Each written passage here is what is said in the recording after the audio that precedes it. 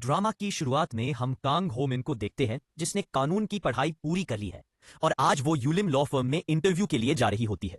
वहीं इधर law firm को दिखाया जाता है, जिसमें चार चार के ग्रुप में कैंडिडेट्स को बुलाकर उनके इंटरव्यू लिए जा रहे थे। होमिन की बारी आ चुकी थी, पर वो अभी तक नहीं पहुंची थी। एक लेडी दो तीन बार उसका नाम पुकारती है, पर कोई जवाब नहीं आता। तो बाकी तीन को अंदर लेने के बाद ऑफिस का दरवाजा बंद कर लेती है। दरवाजा बंद होते ही होमिन भी पहुंच जाती है और एक कर्मचारी से पूछने पर पता चलता है कि उसका नाम अभी 2 मिनट पहले ही लिया गया था। होमिन बिना कुछ सोचे ऑफिस का डोर खोलकर अंदर चली आती है और 2 मिनट की देरी के लिए माफी मांगकर चुपचाप अपनी सीट पर जाकर बैठ जाती है। यूलिम लॉ फर्म में 5 से 7 अलग अलग डिपार्टमेंट थे, जिनके हेड यहां पर इंटरव्यू के लिए बैठे थे। और ऐसे ही लिटिगेशन डिपार्टमेंट का हेड यून सो खून होमिन के शर्ट पर लगा वो दाग देखता है, जो उसने व्हाइटनेस से छुपा रखा था, और उसके जूते भी फटे पुराने थे। यून उससे कहता है कि हम लोएस्ट टाइम के हिसाब से पैसे लेते हैं और कभी 5 मिनट भी ज्यादा लग जाए तो क्लाइंट से उसके भी पैसे लेते हैं। तो जिसको वक्त की कदर नहीं, उसके लिए यहां पर कोई जगह नहीं, तुम जा सकती हो। तभी सेवन चियोल, जो इन सबका सीनियर था, उससे लेट होने का कारण पूछता है और वो बताती है कि वो मेट्रो में एक किताब को पढ़ने में इतना खो गई थी कि अपने स्टेशन पर उतरने के बजाय कब आगे चली गई उसे पता ही नहीं चला। उसका जवाब सुनकर सब लोग मुस्कुराते हैं और चियोल कहता है कि तुम्हारे लेट होने की वजह जायज नहीं है, इसलिए मैं तुम्हारी कोई हेल्प नहीं कर सकता।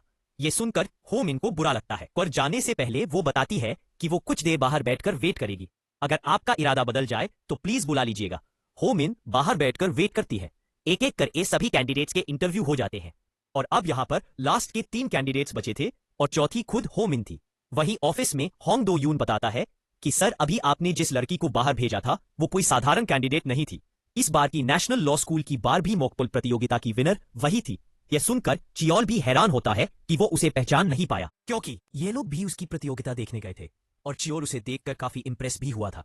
पर उसे इस बात का दुख भी था कि सारे अच्छे कैंडिडेट्स उनके हाथ से निकलकर उनकी ड्राइवर लॉ फर्म ली और सीओ के पास चले जाते हैं। अब यून सो को लगता है कि इन्हें होमिन को ऐसे बिना इंटरव्यू के नहीं भेजना चाहिए।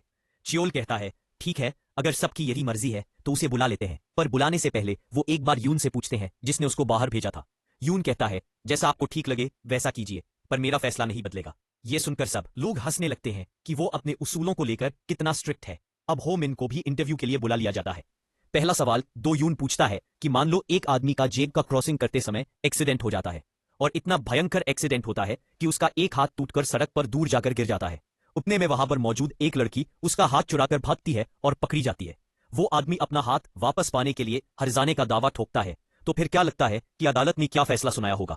होमिन के अलावा बाकी तीनों कैंडिडेट्स का मानना था कि वो हाथ विक्टिम के शरीर का हिस्सा था, जिस पर डिफेंडेंट ने गैर कानूनी कब्जा किया है, तो मालिकाना हक विक्टिम का बनता है और वो केस को जीत जाएगा। चियोल पूछता है, क्या ये आर्गुमेंट आपको लीगली सही लगता है? तीनों कैंडिडेट्स हाँ में जवाब देते हैं, पर तभी होमिन बोल पड़ती है कि उस आदमी का हर्जाने का दावा खारिज हो सकता है, क्योंकि उस आदमी के पास अपने हाथ का मालिकाना हक है भी या नहीं ये हम नहीं जानते। उसकी बात सुनते ही एक दूसरी कैंडिडेट कहती है कि हमारे बॉडी पार्ट्स पर हमारा मालिकाना हक नहीं होगा तो और किसका होगा? ये तो कॉमन सेंस वाली बात है। होमिन कहती है, कॉमन सेंस और कानून में बहुत फर्क है, दोनों बहुत अलग चीजें हैं।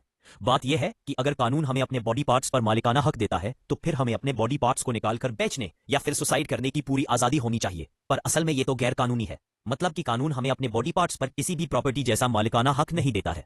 तो अगर उस आदमी को हर्जाना पाना है तो कोई दूसरा लीगल तरीका देखना पड़ेगा। चियोल उसका आर्ग्यूमेंट सुनकर काफी खुश होता है। अब अगला सवाल जियो पूछता है कि मान लो मिस्टर किम एक ट्रेन चला रहे हैं जिसमें 100 यात्री मौजूद है, पर अगर वो ऐसे ही सीधे चलते रहें तो ट्रैक पर पड़ी चट्टान से टकराकर एक्सीडेंट हो जाएगा और सारे यात्री मारे जाएंगे। और अगर वो ट्रैक बदलते हैं तो दूसरे ट्रैक पर खड़े एक मजदूर की जान चली जाएगी। तो क्या लगता है, 100 यात्रियों की जान बचाने के लिए मिस्टर किम अगर ट्रैक को बदल लेते हैं तो क्या उन पर उस मजदूर की मौत के लिए मर्डर का इल्जाम लग सकता है? पिछली बार की तरह इस बार भी बाकी तीनों कैंडिडेट्स का जवाब सेम होता है कि मिस्टर किम पर मर्डर का आरोप नहीं लगेगा, क्योंकि 100 यात्रियों की जान बचाने के लिए मजबूरी में उन्हें यह फैसला करना पड़ा। तभी होमिन बोल पड़ती है कि मेरे हिसाब से तो यह एक मर्डर ही है, क्योंकि इसमें सोचे समझे जुनून के सारे पैमाने मौजूद है। मिस्टर किम को पहले से पता था कि ट्रैक बदलने से मजदूर की जान नहीं बच पाएगी। चियोल कहता है, मतलब कि तुम कहना चाहती हो कि 100 यात्रियों को बचाने के बावजूद उसे मर्डर की सजा मिलनी चाहिए? होमिन कहती है, मैंने ऐसा नहीं कहा कि उसे सजा मिलनी चाहिए। सवाल यह था कि यह हादसा मर्डर माना जाएगा या नहीं, और मेरा जवाब था कि हाँ, यह एक मर्डर है। हालांकि अगर सही आर्गुमेंट पेश करे तो वो सजा से बच जाएगा। कभी कभी ऐसी धाराएं लग जाती है कि नेक नियत का काम भी एक जुर्म बन जाता है। तो कभी कभी अगर कोई काम नैतिक रूप से गलत है पर कानून की नजर में गलत नहीं है तो वो जुर्म नहीं माना जाएगा, क्योंकि कानून हमेशा परफेक्ट नहीं होता। हमारे उसूल और कानून की बातें हमेशा एक ही पटरी पर नहीं चल सकती और हम लॉयर्स के लिए ये एक सबसे बड़ी चुनौती रही है। इंटरव्यू खत्म होते ही होमिन अपने घर पर चली जाती है। उसकी दोस्त पूछती है इंटरव्यू कैसा गया, तो नाराजगी जताते हुए कहती है कि वो घर से 1 घंटा पहले निकलने के बाद भी लेट हो गई क्योंकि मेट्रो में उसके पास वाला पैसेंजर अपनी बुक वहीं भूल गया था और वो उसको पढ़ने के चक्कर में अपने स्टेशन से काफी आगे चली गई। दोस्त कहती है हमेशा की तरह तुमने फिर से गड़बड़ कर दी। तुम दुनिया की पहली लॉयर हो जिसका ली एंड सीओ लॉ फर्म के कैंपस में सिलेक्शन होने के बाद भी इंटर्नशिप नहीं मिल पाई हो। मिन अपनी किस्मत को दोष देती है और फोन में गेम खेलने बैठ जाती है। तभी उसके पास मैसेज आता है जिसमें लिखा था कि उसने यूलेम लॉ फर्म के एंटी लेवल अटर्नी के इंटरव्यू को पास कर लिया है। यह देखकर वो शौक के मारे किसी भूत की तरह खड़ी हो जाती है और उसकी दोस्त कहती है लगता है इसका दिमाग ही संतुलन बिगड़ गया है। तभी होमिन बताती है कि उसने इंटरव्यू पास कर लिया है। यह सुनकर तो उसकी दोस्त भी काफी एक्साइटेड हो जाती है। अगले दिन यूलेम लॉ फर्म में वो सारे इंटर्न ज्वाइनिंग के लिए चलाते हैं जिनका सिलेक्शन हो चुका था। होमिन भी ज्वाइनिंग के लिए पहुंच जाती है। उसके बगल में बैठा लड़का हे यॉन उसे पहचान लेता है जो उसके लॉ स्कूल का क्लासमेट था। वो लड़का उसे यहां देखकर हैरान था और पूछता है कि तुम यहां कैसे, तुम तो ली एंड सीओ में सिलेक्ट हुई थी ना। होमिन कहती है हाँ, पर अब यहां पर आई हूं। हे यॉन समझ जाता है कि इसने फिर से कोई बहुत बड़ी गड़बड़ करी है। अब जितने भी नए इंटर्न आए थे उन सभी को खुद को इंट्रोड्यूस करने के लिए स्टेज पर बुलाया जाता है। वहीं जियो अपने साथी ली जेन से कहती है कि इस बार भी शायद हमें चूज करने वाला कोई भी नहीं होगा। ये दोनों बेचारे लिटिगेशन डिपार्टमेंट से थे। नो, जिनका हेड वही युन था जिसने देरी से आने पर होमिन को इंटरव्यू रूम से बाहर निकाल दिया था। ली जिन काफी परेशान था और दुआ कर रहा था कि कम से कम इस बार तो युन कुछ अच्छा बोल दे। जियो पूछती है अगर तुम्हें इनमें से किसी को अपनी टीम में लेना हो तो किसे लोगे। ली जिन बिना सोचे होमिन की तरफ इशारा करके बताता है कि वो उसे चुनेगा। पर ली जिन अकेला नहीं था जो होमिन को अपनी टीम में चाहता था, बल्कि कॉर्पोरेट, फाइनेंशियल, ऐसे यहां पर जितने भी डिपार्टमेंट थे हर कोई उसे अपनी टीम में शामिल करना चाह रहा था क्योंकि सबको पता था कि ये लड़की CU लॉ स्कूल की टॉप पर है। अब सभी टीम लीडर्स अपने अपने डिपार्टमेंट के बारे में बताने के लिए स्टेज पर जाते हैं। कॉर्पोरेट वाला बताता है कि हमारी टीम देश भर की सबसे बेस्ट टीम है। एंटी ट्रस्ट वाला अपनी टीम को सबसे ज्यादा रेवेन्यू जनरेट करने वाली टीम बताता है। वही फाइनेंशियल टीम की हेड का कहना होता है कि हम वर्क लाइफ के साथ बैलेंस बनाकर चलते हैं। अब बारी आती है लिटिगेशन टीम की और ली जिन दुआ करता है कि प्लीज इस बार तो कुछ अच्छा बोल देना। पर युन कहता है कि हमारी टीम में वर्क लाइफ बैलेंस नाम की कोई चीज नहीं है। इंटर्नशिप के पहले साल में सुबह जल्दी आकर देर रात तक रुकना तय है। हालांकि अगर आप अपना काम सही से और सही समय पर पूरा कर लें तो घर जा सकते हैं। पर मुझे नहीं लगता कि कोई अपने पहले साल में हर काम को सही से कर पाता है। यह सुनकर ली जिन समझ जाता है कि यह आदमी अपनी लाइफ में कभी नहीं बदलने वाला।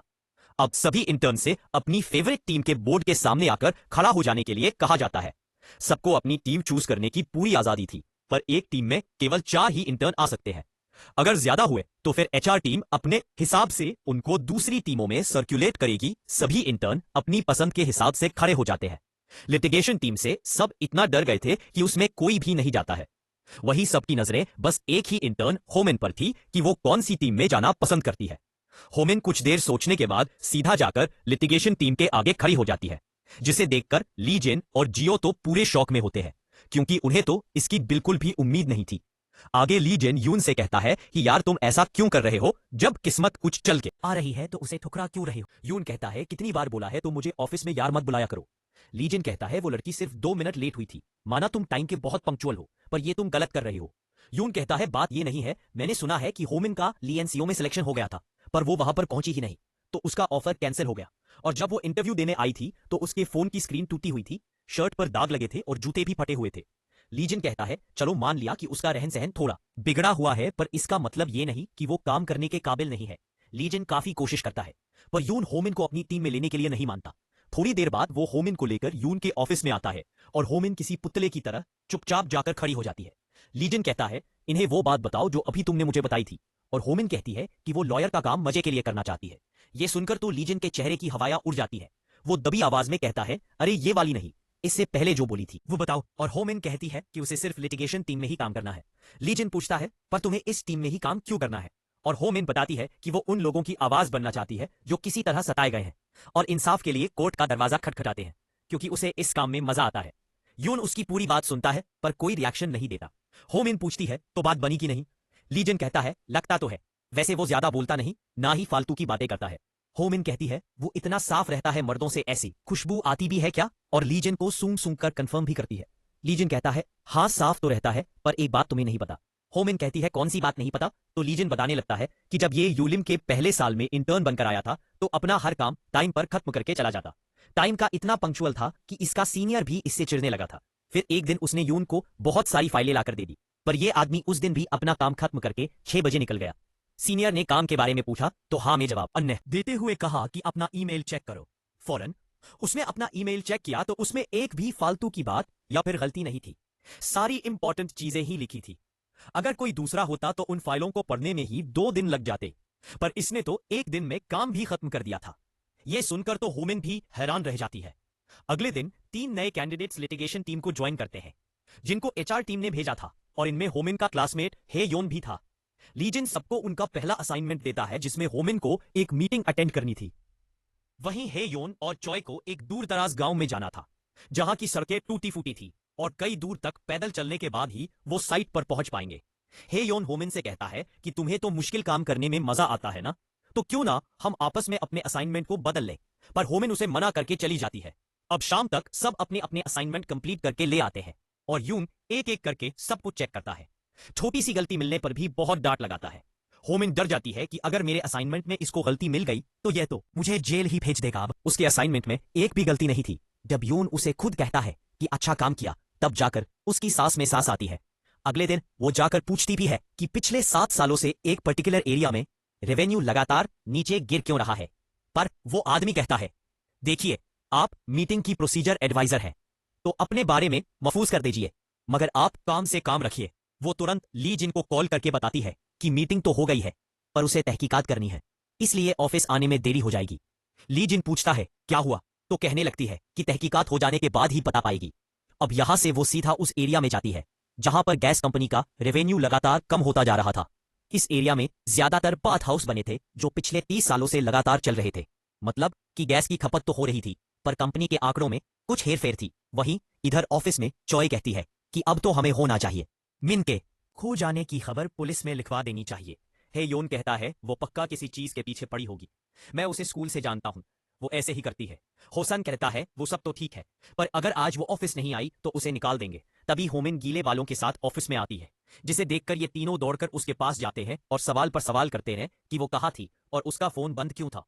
होमिन बताती है कि उसे फोन चार्ज करने का टाइम ही नहीं मिला। तभी लीजन भी दौड़कर आता है और कहता है कि तुम कहाँ गायब थी, और कम से कम ये बाल तो सुखा लेती। खैर छोड़ो, एक काम करो, मेरे साथ यून के ऑफिस चलो और पूरे अदब के साथ उनसे माफी मांगना। जिसके बाद वो उसे पकड़कर यून के ऑफिस में लेकर जाता है। यून कहता है ये पूरे 2 दिन के बाद आई है, और आई भी तो कैसे, बिना बाल सुखाए देरी से। इसे ले जाकर एचआर को रिपोर्ट करो कि ये बिना बताए एब्सेंट थी, रूल के मुताबिक एक्शन ले और नौकरी से निकाल दो। अभी होमिन बोल पड़ती है कि वो ऑफिस का ही काम कर रही थी, दरअसल वो गैंगाटोंग सिटी गैस होल्डर्स की मीटिंग में थी। यून कहता है वो मीटिंग 3 दिन चली थी। क्या होमिन डरते हुए बताती है कि मीटिंग तो 2.5 घंटे में हो गई थी। यून कहता है मुझे इसकी बकवास नहीं सुननी। लीजिन उसका हाथ पकड़कर बाहर ले जाने लगता है, पर वो अपना हाथ छुड़वा कर कहती है कि पहले मेरी बात तो पूरी हो जाने दो, फैसला सुनाने से पहले मुझे सफाई तो देने दीजिए। यून कहता है ठीक है, तुम्हारे पास 2 मिनट है, बताओ क्या बात है। और होमिन बताती है कि उसने गैस होल्डर्स की मीटिंग में देखा कि एक पर्टिकुलर जगह में कंपनी का रेवेन्यू पिछले 7 सालों से लगातार नीचे गिर रहा है, इसलिए वो पिछले 2 दिनों से इसकी तहकीकात कर रही है। ओन प्योंग एरिया में हो रहा था, जो एक हॉट स्प्रिंग विलेज है। ज्यादातर लोग वहां पर गैस बाथ हाउस चलाते हैं, पर कमाल की बात तो ये थी कि पिछले 7 सालों से लगातार 24 घंटे बाथ हाउस चल रहे हैं। मतलब कि इतनी गैस की खपत होने के बावजूद भी रेवेन्यू गिर रहा है। वो बोर्ड पर लिखकर यून को समझाने की कोशिश करती है, पर सारी बातें उसके सर के ऊपर से चली जाती है। इसलिए वो कहता है कि सीधे शब्दों में बताओ कि तुम कहना क्या चाहती हो। वो कहती है कि कंपनी के ही किसी एम्प्लॉय ने गड़बड़ की है। वो अपनी रिसर्च फाइल यून को दिखाती है। सारा डाटा एनालाइज करने के बाद ली जिन उसकी तारीफ करता है और यून उसे गैस स्टेशन के जनरल मैनेजर के साथ मीटिंग अरेंज करने को कहता है। आगे हम देखते हैं कि कंपनी ने अपना वकील हायर करके उस एरिया के इंचार्ज पर गैस चोरी का इल्जाम लगा दिया है। होमिन भी यहां पर 2 क्वार्टरली भर की फाइन्स लेकर आती है और जज साहब को बताती है कि उसकी हाजिरी पर लगा ली जाए। वो यूलिम की तरफ से कंपनी का केस लड़ेगी। कंपनी का वकील बताता है कि उस एरिया के इंचार्ज ने मीटर से पहले एक पाइप लगाकर गैस की चोरी की है। जज साहब पूछते हैं कि कितनी गैस चोरी हुई, क्या इसका अनुमान है। वकील बताता है कि इसका अनुमान लगा पाना थोड़ा मुश्किल है, पर तभी होमिन उस वकील की तरफ इशारा करती है और बताती है कि हम कीमत का अंदाजा लगा सकते हैं। यह सुनकर वकील तुरंत होमिन से बात करने की परमिशन लेता है और वो फाइल देखकर बताती है कि पिछले 7 सालों में लगभग 2.20 मिलियन क्यूबिक मीटर गैस की चोरी हुई है। यानी कि 1.3 बिलियन की चोरी हो गई है। वकील पूछता है कि तुमने यह कैलकुलेशन कैसे की। तभी वो दूसरी फाइल लेकर आती है और बताती है कि उसने हर एक बाथ हाउस और उसमें खपत होने वाली गैस की गणना की है। कंपनी को मिनिमम 1.3 बिलियन का नुकसान हुआ है और अगर बाकी एरिया को भी जोड़ा जाए तो अब तक 3.8 बिलियन की चोरी हो चुकी है। वकील उन सारी फाइलों को ध्यान से देखता है और जज साहब के सामने सबूत के तौर पर पेश करके दोषी को कड़ी से कड़ी सजा देने के लिए कहता है और इस तरह वो यह केस जीत जाती है। केस जीतने के तुरंत बाद ही बहुत सारी कंपनियां उससे मदद मांगने के लिए खड़ी हो जाती है। यून भी उसे देखकर काफी प्राउड फील करता है। आगे होमिन अपने बॉयफ्रेंड खान के साथ डिनर कर रही होती है जो उसी की driver company Lee and CO में अटॉर्नी की पोस्ट पर है। जब ये दोनों होटल से जा रहे होते हैं तो खान का सीनियर मिल जाता है और वो होमिन को उनसे इंट्रोड्यूस कराते हुए बताता है कि वो उसकी होने वाली वाइफ है। साथ ही यह भी बताता है कि उसके पिता चीफ जज और माँ स्कूल की प्रोफेसर है। यह सुनकर होमिन को थोड़ा बुरा लगता है। बाहर से जाते समय वो खान से पूछती है कि तुम मेरे स्टेटस से प्यार करते हो या मुझसे। खान कहता है तुम्हारा स्टेटस तुम्हारी पहचान है, तो इसमें गलत क्या है, मैं दोनों से प्यार करता हूं। होमिन कहती है मुझे तुम्हें एक बात बतानी है पर अभी नहीं और कभी। वहीं यून को दिखाया जाता है जो कॉफी पीते हुए अपनी वाइफ से बातें कर रहा था, पर तभी अचानक से वो गायब हो जाती है और पता चलता है कि शायद वो मर चुकी है। और इसी के साथ ये एपिसोड यहीं पर खत्म हो जाता है। Thanks for watching.